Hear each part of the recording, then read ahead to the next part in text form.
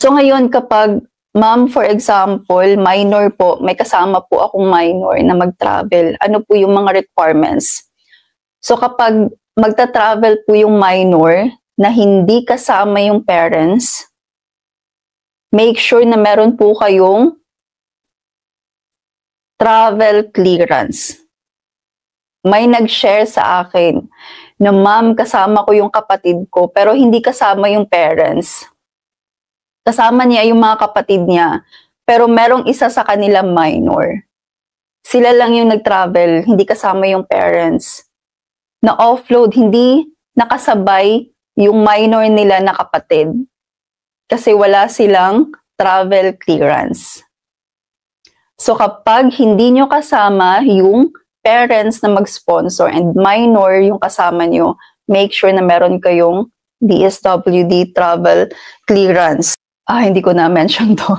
Kailangan nyo ng PSA birth certificate ng minor and then notarized affidavit of support and consent from both parents or legal guardian. So ito kapag walang parents na mag-travel. Ito po yung kailangan. Birth, notarized affidavit of support and consent, and then copy ng ID ng parents, and then DSWD travel clearance. DSWD travel clearance. And ngayon, kapag for example, isang parent lang, ang isang parent hindi makakasama sa pag-travel, so ito po yung requirements.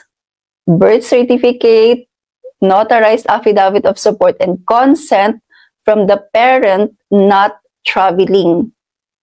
And then, kailangan po nakalagay doon yung travel details and na okay sa kanya na mag-travel yung anak niya na hindi siya kasama, na isang parent lang. And then, copy ng parent na hindi makasama sa travel.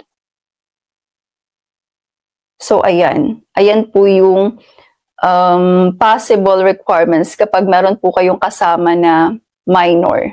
Pero kung kasama niyo, mag-asawa, kasama niyo yung anak niyo na minor, kailangan niyo lang ng birth certificate. Hindi niyo na kailangan ng travel clearance kapag kasama niyo both parents yung anak na minor.